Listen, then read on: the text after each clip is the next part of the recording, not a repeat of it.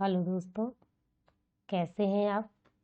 दोस्तों, आज हम हिंदी भाषा का भाषा विकास एवं शिक्षण शास्त्र समझेंगे कि हिंदी अगर हमें किसी बालक को पढ़ाना है तो उसको कैसे हम पढ़ाएंगे और हिंदी जो भाषा है उसका विकास बालक में कैसे होता है। तो हम सबसे पहले क्या जानेंगे कि भाषा क्या होती है। तो इस भाषा क्या होती है। भाषा हम सभी जानते हैं कि भाषा क्या है, हमारे संप्रेषण का माध्यम है। इसके द्वारा ही हम क्या करते हैं, अपनी बात दूसरों तक पहुंचाते हैं और दूसरों की बातों को हम समझते हैं। भाषा एक सांकेतिक साधन है जिसके माध्यम से बालक अपने विचारों एवं भावों को संप्रेषित करता है तथा दूसरे के विचारों एवं भाव को समझता है। भाषा क्या है, भाषा एक सांकेतिक माध्यम है। भाई अगर जब भाषा नहीं थी तो हम क्या करते थे, हम इशारे से एक दूसरे को समझाते थे कि भाई हम क्या कहना चाह रहे हैं। कभी कभी क्या होता था कि भाई हम कुछ इशारा करें, वो दूसरा अगला क्या है वो गलत समझ ले रहा है तो मार पड़ जाती थी। तो इसलिए धीरे धीरे क्या हुआ, भाषा का विकास हुआ ताकि हम अब जो हम महसूस कर रहे हैं, जैसा हम जो भी बोलना चाहते हैं, हम एग्जैक्टली उसी तरह दूसरे तक पहुंचा सकें। तो भाषा क्या है, भाषा एक संप्रेषण का माध्यम है। दूसरों के विचारों एवं भावों को हम दूसरे को समझा सकते हैं, समझा सकता है दूसरा कोई हमें, और हम अपनी बात और विचार को दूसरे तक पहुंचा सकते हैं। तो भाषा विकास में दो चीजें होती, एक होता है भाषा अर्जन और एक होता है भाषा अधिगम। भाषा अर्जन क्या है, सबसे पहले हम भाषा अर्जन देखेंगे। भाषा अर्जन, लैंग्वेज एक्विजिशन इसको बोलते हैं। भाषा अर्जन एक प्राकृतिक प्रक्रिया है जिसे हम आसपास के वातावरण, आसपास के लोगों के माध्यम से सीख जाते हैं। भाषा अर्जन समझ लीजिए एक इस तरह से, जैसे छोटा बच्चा, एक बालक होता है छोटा, हम अब उससे कॉपी किताब लेके उससे बोलना नहीं सिखाते कि तुम्हें किस तरह से बोलना है। तो जो बच्चा अपने आप एक प्राकृतिक रूप से अपने आप वातावरण से, आसपास के लोगों से अपने आप ही वो सीख लेता है। आप कभी बच्चे को, जो 2 से 3 साल का जो बच्चा होता है, आपने उसको कभी बताया है कि नहीं बच्चा उसको ऐसे बोलना है या इसको ऐसे करना है। वो धीरे धीरे, शुरू में आप थोड़ा बहुत आ वाह बोलता है, वो धीरे धीरे कोशिश करते करते वो अपने आप ही सीख जाता है। भाषा अर्जन में किताब और व्याकरण की जरूरत नहीं पड़ती। आपने कभी बच्चे को बुक लेकर बैठाया नहीं, उसको व्याकरण के नियम उसको नहीं समझाए, लेकिन फिर भी एक बालक क्या है, बहुत अच्छे से भाषा बोल लेता है। लेकिन क्या होता है, इसमें सिर्फ उसी भाषा को बालक अर्जित कर सकता है जो उसकी मातृभाषा हो, मतलब जो उसके यहाँ बोली जाती हो, अपनी मदर टंग को ही वो क्या करता है, उस एक्विजिशन मतलब अर्जित कर सकता है। भाई जो बोली उसके आसपास नहीं बोली जा रही, उसको उसके बारे में क्या पता। अब छोटे बच्चे को इंग्लिश जिसको नहीं पता, अब मान लीजिए हमारे इंडिया में क्या है, मोस्टली हिंदी या जो भी लैंग्वेजेस बोली जाती हैं, तेलुगु, कन्नड़, बंगाली, पंजाबी, जो भी बोली जाती हैं, अगर बच्चे को नहीं पता है कि वो क्या है तो उसको क्या पता होगा। जिसके यहाँ बंगाली बोली जाती है, आप उससे कहिए कि हिंदी बोले वो, तो वो बोल पाएगा नहीं। कि क्या है, वो अपने वातावरण से, अपने आसपास के लोगों से, अपने बड़ों से धीरे धीरे भाषा बोलना सीख जाता है। पहले वो बोलेगा मम्मा, पापा, फिर धीरे धीरे वो पूरा पूरा सेंटेंस बोलने लगता है। क्या है, ये अपने आप ही वो बच्चा अर्जित करता है अपने वातावरण से। इसके लिए उसे कोई प्रयास नहीं करना पड़ता। चॉम्स्की के अनुसार भाषा अर्जन क्या है, भाषा अर्जन की क्षमता बालकों में जन्मजात होती है और वह भाषा की व्यवस्था को पहचानने की शक्ति के साथ पैदा होता है। चॉम्स्की कहते हैं कि जो बालक है उसमें जो भाषा को अर्जित करने की जो क्षमता है, भाषा को एक्वायर करने की जो क्षमता है, वो जन्मजात होती है। वो पैदा ही होता है भाषा की जो भी व्यवस्था है उसको पहचानने की क्षमता के साथ, मतलब उसमें ये क्षमता जन्मजात होती है कि वो भाषा को समझ सके। वो जब होता है तो वो धीरे धीरे धीरे धीरे अपने आसपास के लोगों से उस भाषा को अर्जित करने लगता है जो उसके आसपास बोली जाती है। हम इस भाषा अर्जन में हम सिर्फ अचेतन रूप से, मतलब हमने कोई प्रयास नहीं किया, कभी हम बुक लेके नहीं बैठे, कभी हमने देखा है नहीं, पानी को इसको पानी बोलते हैं, इसको पानी बोलते हैं, इसको हमने रटा नहीं, ना हमने कभी याद किया, कुछ नहीं, बस अपने अचेतन रूप से वो हमारे दिमाग में अपने आप बैठती गई, हमारे व्यवहार में वो चीज़ आ गई, क्योंकि हमारे आसपास वो बोली जा रही थी, तो वो हमारे व्यवहार में अपने आप ही आ गई है। भाषा अर्जन की विधियां, भाषा अर्जन की क्या अनुकरण, भाषा बालक क्या करता है, वो अपने बड़ों का क्या करता है, उनका जैसा वो करते हैं वैसे ही उनकी नकल करता है। तो क्या उस धीरे धीरे वो उन्हें सीख जाता है। बालक जब भी भाषा के नए नियम या व्याकरण के नियम सुनता है, वह उसे बिना अर्थ जाने दोहराता है। अब आप बोलते हैं कि पानी ले आओ बेटा, तो छोटे बच्चे जो रहते हैं वो भी बोलेंगे पानी ले आओ, पानी दो। तो जो आप बोलेंगे तो वो बच्चा उसी को, आप देखेंगे बहुत ज़्यादा जो छोटे बच्चे रहते हैं, जो आप बोलते हैं वो उसे ही दोहरा देते हैं।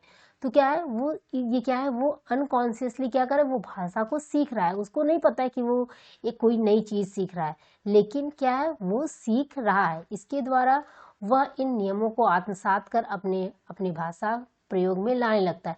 धीरे धीरे क्या होता है कि वो बिना जाने ही वो समझ अपने आप पानी बोलेगा, मुझे पानी दीजिए, मुझे खाना दीजिए। मतलब वो देख रहे हैं आप, वो ये नहीं बोल रहा है कि खाना दो मुझे, वो क्या हुआ, मुझे खाना दो। मतलब एक प्रॉपर वे में जैसे जो सेंटेंस जैसे लगता है वो उसी तरह लगा के बोलने लगता है।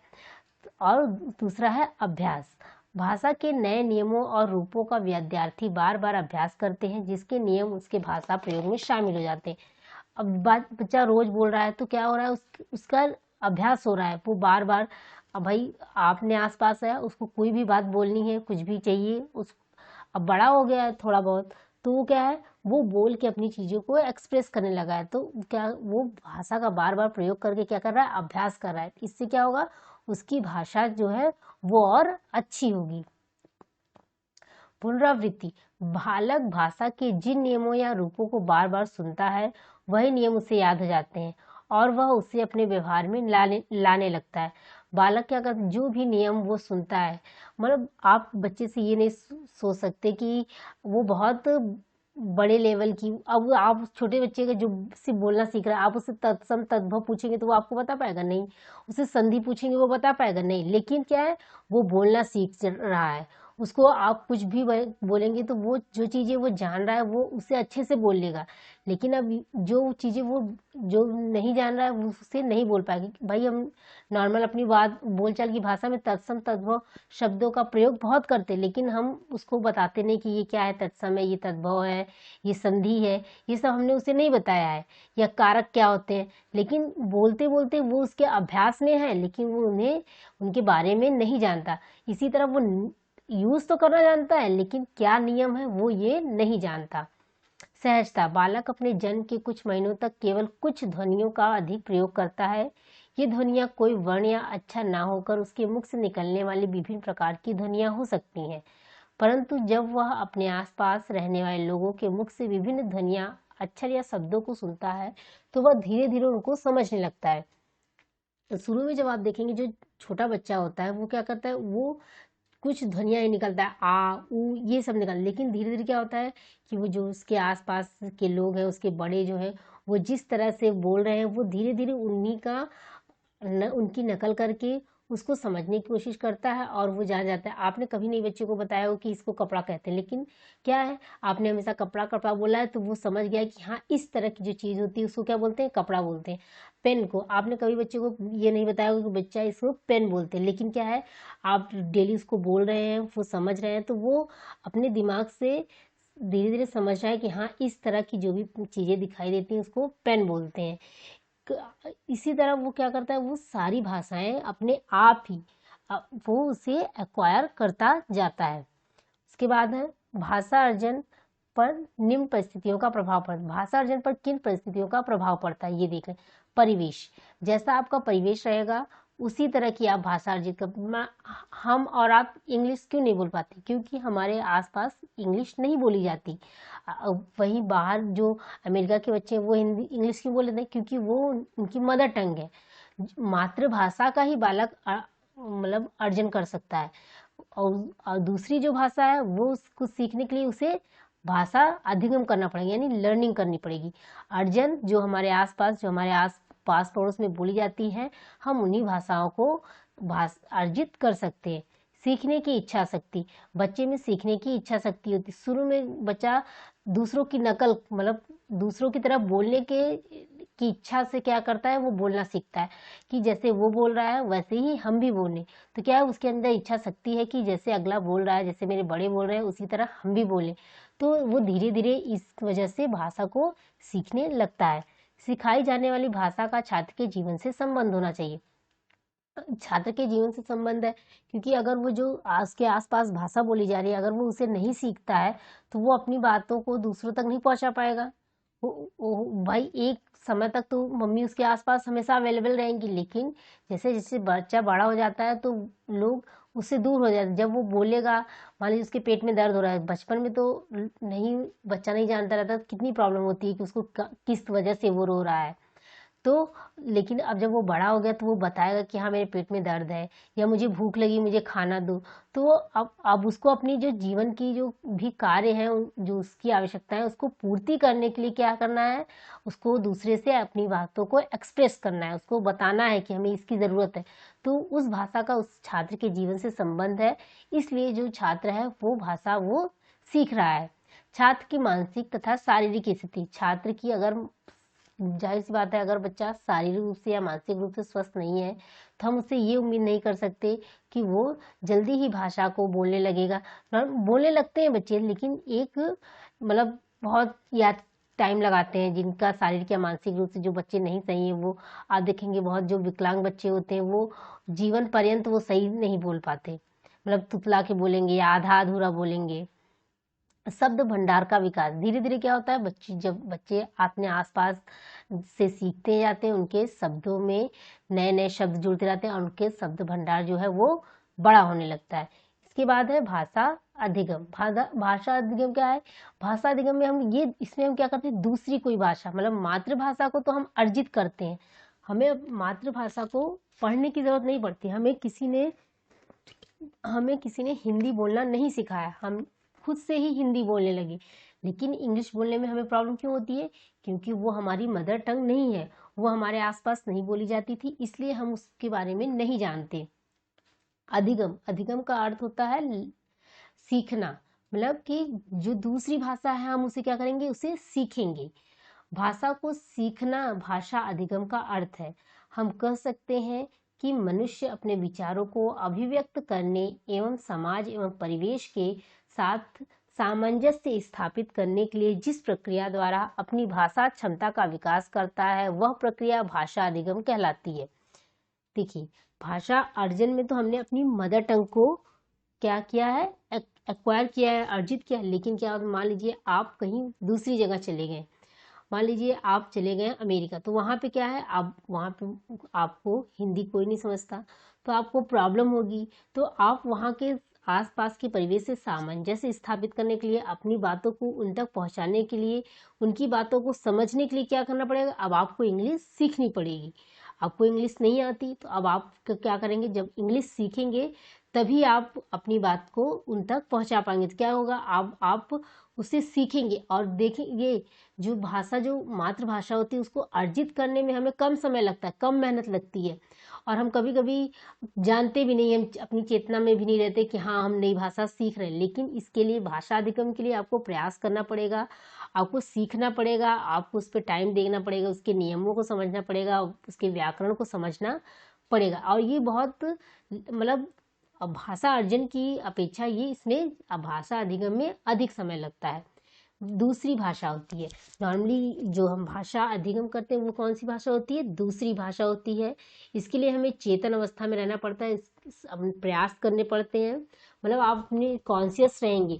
और अर्जन के समय हम अनकॉन्शियसली सीखते हैं। अब छोटे बच्चे को क्या पता है कि वो भाषा सीख रहा है, क्या बोल रहा है, कैसे कर रहा है, उसको ये सब नॉलेज नहीं रहती। लेकिन क्या है, वो अनकॉन्शियसली क्या कर रहा है, भाषा को सीख रहा है। और हमें प्रयास करना पड़ेगा, औपचारिक माहौल चाहिए हमें, माहौल, भाई टीचर किसी ऐसे पर्सन से हम सीखेंगे जिससे हमसे ज़्यादा आता है, उस भाषा के बारे में उसको ज़्यादा पता है, तो क्या वो हमें माहौल बताएगा, वो हमें नियम बताएगा, तो वो उस तरह का माहौल बनाएगा, भाई हमें पढ़ाएगा, हमें ग्रामर के नियम बताएगा, हम उसको समझेंगे, निश्चित नियम होंगे, कुछ नियम होंगे कि कैसे उस भाषा को सीखना है। मान लीजिए वर्ड मीनिंग आपको याद करनी पड़ेगी कि किसी वस्तु को उस भाषा में क्या कहते हैं, इस पेन को पेन को उस भाषा में क्या कहते हैं, रबड़ को उस भाषा में, कंप्यूटर को, लैपटॉप को, किसी भाषा को उस भाषा में क्या कहते हैं, हमें ये समझना पड़ेगा। फिर क्या है, व्याकरण, उस भाषा के व्याकरण को हमें समझना पड़ेगा, तब हम उस भाषा को सीख पाएंगे। भाषा अधिगम और अर्जन में, भाषा अर्जन और भाषा अधिगम में क्या डिफरेंस हम ये देखेंगे।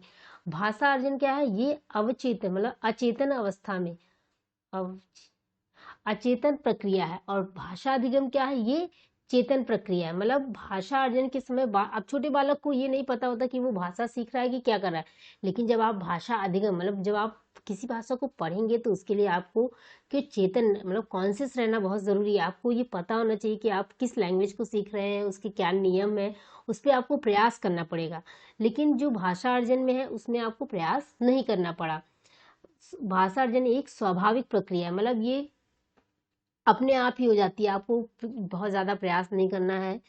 ये स्वाभाविक नेचुरल है कि हमारे आसपास वो भाषा बोली जा रही है तो हमने वो सीख लिया।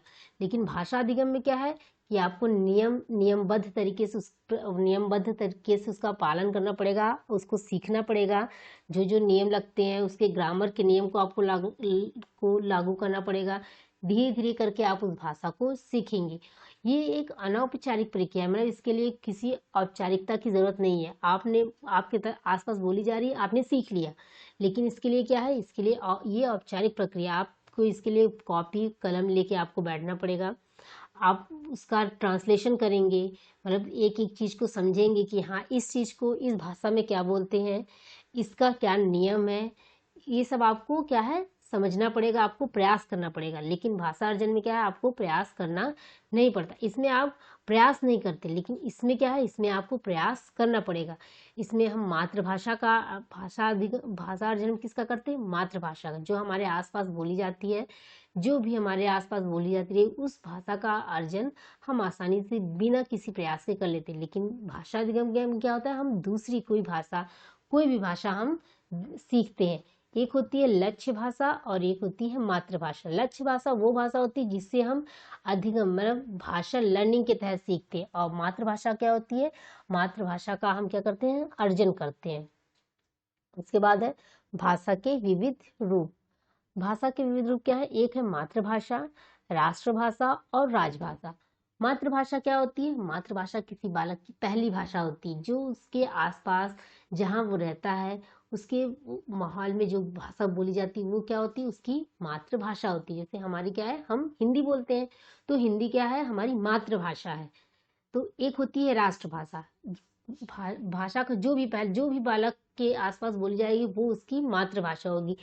जरूरी नहीं है कि सभी की हिंदी हो मातृभाषा, किसी की तेलुगु होगी, किसी की तमिल होगी, कोई मलयालम बोलता होगा, कोई बंगाली, कोई पंजाबी, जो भी बालक के आसपास बोली जाती है वो उसकी क्या है, वो उसकी मातृभाषा है।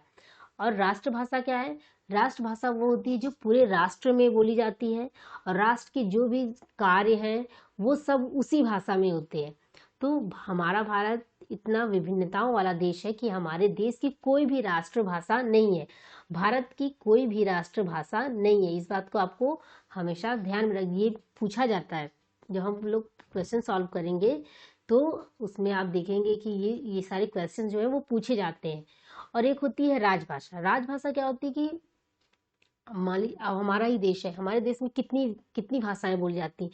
तो अब भाई मान लीजिए एक राज्य को दूसरे राज्य से अगर किसी भी प्रकार का कोई कम्युनिकेशन करना हुआ, कोई बातचीत करनी हुई तो कितनी प्रॉब्लम होगी। पता चला है आप हिंदी में कुछ उनसे पूछ रहे हैं, वो आपको तमिल में रिप्लाई कर रहे हैं, तो आप समझ पाएंगे, नहीं समझ पाएंगे। तो इसलिए क्या करते हैं, हम आपस में एक दूसरे से सामंजस्य स्थापित करने के लिए आपस में बातचीत करके हम ये डिसाइड कर लेते हैं कि हाँ हम आपस में बातचीत के लिए किस भाषा का प्रयोग करेंगे, कि हिंदी का कर लीजिए या इंग्लिश का कर लीजिए, जो दोनों को सूटेबल पड़े हम उस भाषा का चयन करते हैं कि हम यही भाषा अपने में आसपास में बात करने के लिए यूज़ करेंगे।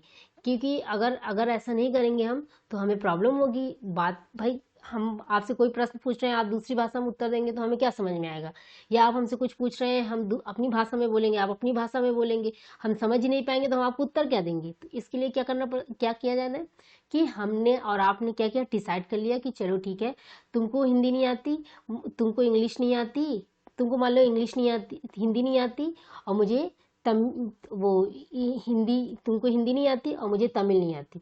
तो क्या करेंगे, दोनों को मान लीजिए थोड़ा बहुत, हम अगर थोड़ी बहुत जानकारी रखते हैं इंग्लिश की, तो हम दोनों आपस में इंग्लिश में बात कर लेंगे। तो इसी तरह भारत में क्या है, भारत में ये कहा गया है कि हिंदी जो है वो हमारी ऑफिशियल लैंग्वेज होगी, मतलब आधिकारिक भाषा होगी। ऑफिशियल लैंग्वेज हिंदी को 1963 में ऑफिशियल लैंग्वेज एक्ट में आर्टिकल 3431 के तहत राजभाषा का दर्जा दिया गया। मतलब कि 1963 में ऑफिशियल लैंग्वेज एक्ट एक आया, इसके आर्टिकल 3431 में क्या कहा गया है कि हिंदी जो है वो हमारी आधिकारिक भाषा है, हमारी राष्ट्रभाषा नहीं है, हमारी क्या है, आधिकारिक भाषा है, जिसमें हम अपने जो भी ऑफिशियल काम है, जो भी हमारे ऑफिस के काम है, हम उनको उसको हिंदी भाषा में करेंगे। और दूसरा क्या है, इंग्लिश। आर्टिकल है इसका 3432, इसमें क्या गया है कि इंग्लिश जो है वो हमारी एसोसिएट ऑफिशियल लैंग्वेज है, मतलब कि सह आधिकारिक भाषा, मतलब कि जिसको हिंदी है पहली, फिर उसके बाद क्या है, इंग्लिश। इन दोनों भाषाओं में हम क्या करेंगे, अपने ऑफिशियल जो भी कार्य होते हैं, या किसी केंद्र से किसी राज्य को बात करनी है, या राज्य को केंद्र से बात करनी है, तो क्या करेगा, वो इसी भाषा का प्रयोग करेगा। तो ये आप लोग ये एक्ट याद रखिएगा, 3432 में क्या है, इंग्लिश है एसोसिएट ऑफिशियल लैंग्वेज, और हिंदी क्या है, 3431 आर्टिकल है, क्या है, ये ऑफिशियल लैंग्वेज है, ये क्या है, ये एसोसिएट ऑफिशियल लैंग्वेज है। इस बात को हमेशा ध्यान रखिए, इस पे क्वेश्चन पूछे जाएंगे, जब हम लोग क्वेश्चन सॉल्व करेंगे तब आपको अच्छे से ये बात समझ में आएगी।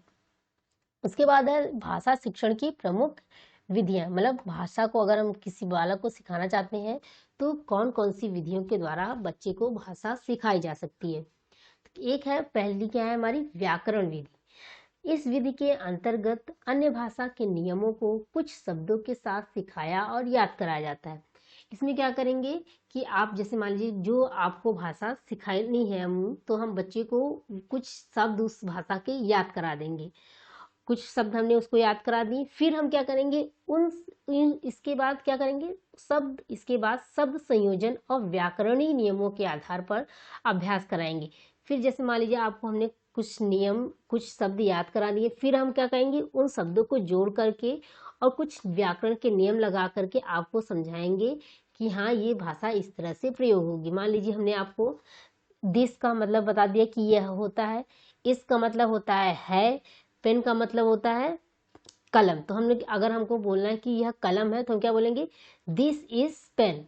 तो ये क्या है, हमने आपको सबसे पहले क्या किया, हमने आपको जो भी शब्द है हमने उनको रटा दिया, फिर क्या किया, उन शब्दों को जोड़ करके एक सेंटेंस बनाया, और फिर क्या कि व्याकरण के नियम लगाए कि हम सबसे पहले क्या करेंगे, दिस लिखेंगे, फिर इज लिखेंगे, फिर पेन लिखेंगे, फिर क्या हम आपको बताएंगे कि नाउन कहाँ आएगा, प्रोनाउन कहाँ आएगा, हम कंजक्शन कहाँ लगाएंगे, फिर हम आपको उन नियमों को बताएंगे। पहले क्या करेंगे, पहले आपको कुछ जो शब्द है उस भाषा की वो हम रटाएंगे, क्योंकि ये रोट लर्निंग पर आधारित थी तो व्याकरण विधि को बहुत अच्छा नहीं माना गया। फिर इसकी जगह पे दूसरी विधि आई, व्याकरण अनुवाद विधि। व्याकरण अनुवाद विधि क्या है, यह 19वीं शताब्दी के अंत तक परंपरागत और बहुत मान्य विधि के रूप में प्रचलित रही। ये बहुत ज्यादा मान्य विधि है, इस विधि का प्रयोग तो आज भी होता है। इसमें क्या होता है, इसमें व्याकरण और अनुवाद दो विधियां परस्पर संयोजित होती है। इसमें क्या होता है, व्याकरण विधि और अनुवाद विधि दोनों एक साथ चलती हैं। क्या इसमें आप क्या करेंगे कि बच्चे को नियम बताएंगे, फिर आपको कोई भी बात है वो आपकी मदर टंग में बताई जाएगी, आपकी मातृभाषा में उस बात को एक्सप्लेन किया जाएगा, और फिर उस जो भी भाषा, दूसरी भाषा आप सीख रहे हैं उसके नियमों को आपकी मातृभाषा में आपको समझाया जाएगा। सब कुछ आपको अपनी मातृभाषा में समझाया जाएगा। या पेन को मान ली कलम है तो हम बोलेंगे कलम को मान ली इंग्लिश में क्या बोलते हैं, पेन बोलते हैं। तो इस तरह से हम आपको समझाएंगे। फिर क्या करेंगे, फिर आपको व्याकरण के हम नियम समझाएंगे। नियम क्या बताएंगे, हम आपको उस आपकी ही भाषा में, आपकी मातृभाषा में नियम बताएंगे। फिर उसको आपको अनुवाद करने के लिए बोलेंगे। जैसे अभी भी आप देखेंगे तो यूपी बोर्ड में अभी भी इंग्लिश का जो पेपर होता है उसमें क्या आता है कि आप हिंदी से इंग्लिश का ट्रांसलेशन कीजिए या इंग्लिश से हिंदी का ट्रांसलेशन कीजिए। तो ये क्या है, ये व्याकरण अनुवाद विधि है। और संस्कृत में भी आता है कि संस्कृत के जो पैराग्राफ दिए रहते हैं उसका हिंदी में अनुवाद कीजिए, या हिंदी के पैराग्राफ दिए रहते हैं उनका संस्कृत में अनुवाद कीजिए। जो भी भाषा आप सीख रहे हैं, जो आपकी लक्ष्य भाषा है, जो आप सीख रहे हैं भाषा, उसका आपकी मातृभाषा में दिया रहेगा। आपको अपनी मातृभाषा से उसको उसमें चेंज करना रहेगा, या फिर उस लक्ष्य भाषा को चेंज करना रहेगा अपनी मातृभाषा में। तो ये क्या है, ये व्याकरण अनुवाद विधि है। नेक्स्ट है प्रत्यक्ष विधि, ये या डायरेक्ट मेथड। इसमें क्या है, व्याकरण अनुवाद विधि की अनेक सीमाओं के कारण प्रत्यक्ष विधि का आविर्भाव हुआ। मतलब व्याकरण अनुवाद विधि में कुछ प्रॉब्लम्स थी, तो इसके लिए क्या किया गया, प्रत्यक्ष विधि को लाया गया। इसमें क्या है, इसे मौखिक वार्तालाप विधि भी कहा जाता है। इसमें क्या है, देखिए व्याकरण विधि में क्या था कि आप ट्रांसलेट तो कर लेंगे, आपको नियम तो सब पता होंगे, लेकिन जब बोलने की बात आएगी, उसको इम्प्लीमेंट करने की बात आएगी, तो आपको बहुत प्रॉब्लम होगी। हम में से बहुत लोग इंग्लिश को पढ़ के समझ लेते हैं, लेकिन हमको जब बोलने की बात आती है तो हम बोल नहीं पाते। तो क्या है, ये नियम तो हमें सब पता है, कैसे यूज करना है वो हमें सब पता है, लेकिन जब उसको इम्प्लीमेंट करने की बात आई, उसका प्रयोग करने की बात आई, तो हम नहीं कर पाए। तो ये सब उसकी कमी थी व्याकरण अनुवाद विधि की। तो इस कमी को दूर करने के लिए कौन सी विधि हम ले आए, प्रत्यक्ष विधि ले आए, डायरेक्ट मेथड। इसमें क्या है, इसे मौखिक वार्तालाप विधि भी कहा जाता है। इसमें क्या कहा जाता है कि आप जो भी भाषा सीख रहे हैं, मातृभाषा एकदम से वर्जित होती है, मतलब मातृभाषा आप नहीं बोल सकते। जैसे आप लोग देखेंगे आजकल के जो इंग्लिश मीडियम स्कूल होते हैं, उसमें अगर आप हिंदी बोलते हैं, मतलब इंग्लिश नहीं बोलते हैं, तो आपको फाइन देना पड़ता है। जो भी आपकी नेटिव लैंग्वेज है, अगर आप इंग्लिश का प्रयोग नहीं करते तो क्या होता है कि आपको फाइन देना पड़ता है, वो लोग कुछ फाइन चार्ज करते हैं। तो ये क्या है, आप टूटी फूटी में बोलिए, वो सही है, लेकिन क्या है, आप किसी और भाषा का प्रयोग नहीं करेंगे। जो भाषा आप सीख रहे हैं सिर्फ उसी का प्रयोग करेंगे। तो इससे क्या होता है कि आपको माहौल मिल जाता है, तो इससे बच्चे में झिझक भी कम होती है, धीरे धीरे वो उस भाषा को सीख जाता है। इसलिए इसके मौखिक वार्तालाप विधि भी कहा जाता है। इसमें क्या करेंगे, बच्चा बोलेगा भी उसी भाषा में, पढ़ेगा भी वही भाषा, मतलब चारों तरफ उसकी वही भाषा है, तो क्या उसको सीखने में आसानी होगी। इस विधि में शिक्षार्थी की मातृभाषा की मध्यस्थता के बिना अन्य भाषा सिखाई जाती है। मतलब इसमें आपकी जो भी मातृभाषा है उसको मीडिएटर के रूप में उपयोग नहीं करेंगे। जो भाषा आपको सीखनी है उसी भाषा को आप यूज करिए, टूटी फूटी बोलिए, जैसे कीजिए, बस उसी भाषा को आपको बोलना है, उसी भाषा में बात करनी है, उसी भाषा का हमेशा प्रयोग करेंगे। तो इससे क्या होगा, आप जल्दी ही उस भाषा को सीख पाएंगे। नेक्स्ट विधि है सम्मिश्रण विधि या इक्लेक्टिक मेथड। इस विधि में क्या होता है कि आप एक जो शिक्षक है वो अपनी सुविधा के अनुसार जो भी भाषा चाहे वो प्रयोग कर सकता है। इस विधि के अंतर्गत भाषा शिक्षण की प्रक्रिया के व्यवहारिक पक्षों का सम्मिश्रण है। मतलब जब बच्चे को आप पढ़ा रहे हैं तो आपको जो भी समझ में आ रहा है कि यहाँ पे हाँ इस विधि को लगना चाहिए, तो आप उसको अप्लाई कर रहे हैं। यहाँ पे आपको लग रहा है कि नहीं हमें इस शिक्षण विधि का प्रयोग करना चाहिए, तो आप उस विधि का प्रयोग कर रहे हैं। इस सम्मिश्रण विधि में शिक्षक भाषा शिक्षण के विभिन्न उद्देश्यों के अनुरूप और शिक्षण प्रक्रिया के विभिन्न चरणों पर किसी भी विधि का चयन कर सकते हैं। मतलब जो आपको समझ में आए कि इस स्टेज पे हमें इस विधि का प्रयोग करना चाहिए, आप उस विधि का प्रयोग, मतलब कई विधियों का मिश्रण, तो क्या हो गया, ये सम्मिश्रण विधि हो गई। कई विधियों का मिश्रण है ये।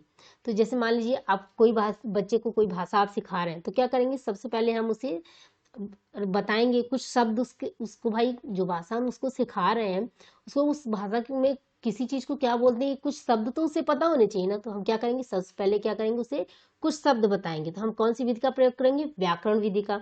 उसको हम कुछ शब्द बता दे रहे हैं, उसको रटा दे रहे हैं कि हाँ इस चीज को इस भाषा में ये बोला जाता है। फिर हम क्या करेंगे, व्याकरण अनुवाद विधि का प्रयोग करेंगे। उसको नहीं, फिर हम क्या करेंगे, उसको कुछ व्याकरण अनुवाद विधि का प्रयोग करेंगे, उसको व्याकरण के नियम बताएंगे, किस भाषा में, उसकी मातृभाषा में बताएंगे। तो यहाँ पे हम क्या करें, उसकी मातृभाषा में उसको नियम बता दे रहे हैं, हमने कुछ शब्द उसको रटा दिए हैं कि किसी चीज को क्या बोलते हैं। और फिर उसके बाद हम उसको उस व्याकरण अनुवाद विधि के द्वारा उसकी मातृभाषा में उसको कुछ उस भाषा के नियम बता देंगे, उसके ग्रामर को बता देंगे।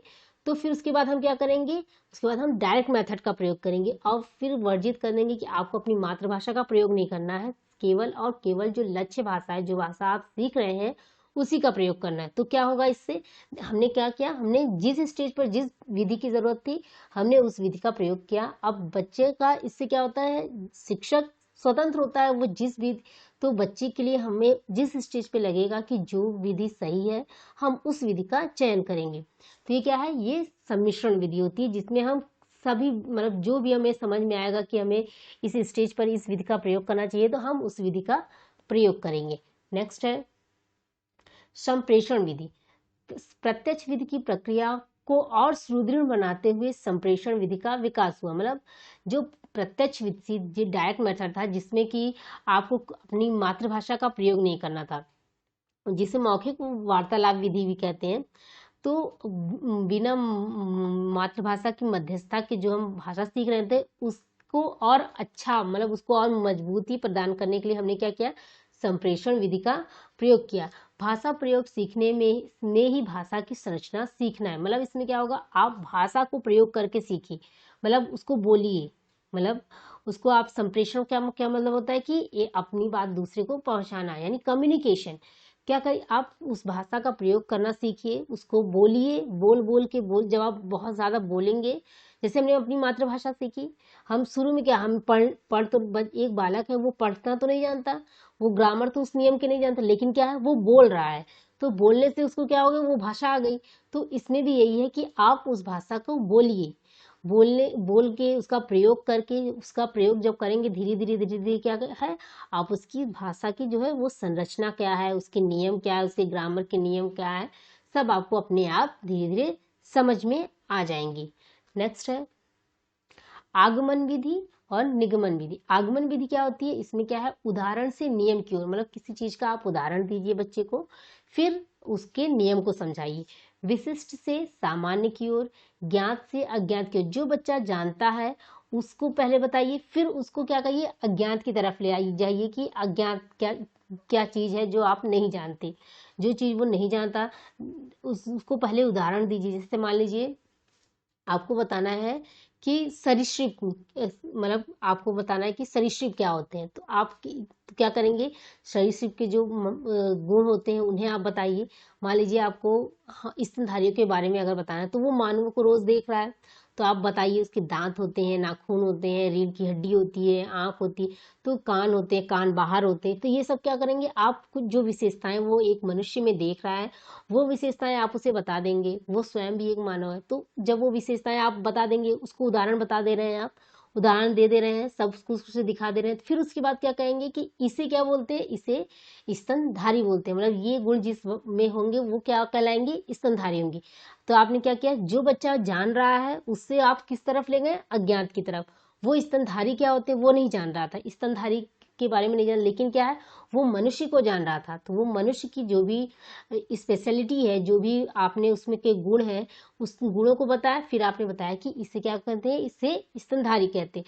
तो ये क्या है, ये आगमन विधि है। इसमें आप क्या करेंगे, पहले उदाहरण देंगे, फिर नियम को बताएंगे, किसी चीज को विशिष्टता मतलब मनुष्य के बारे में बताया, फिर आप उसका जनरलाइजेशन कर देंगे कि इस तरह की जो भी चीजें, ये लक्षण जिन भी मनुष्यों में, जिस भी जानवर में या जिस भी में पाए जाएंगे वो क्या होंगे, वो सभी क्या होंगे, वो सभी स्तनधारी की कैटेगरी में आएंगे।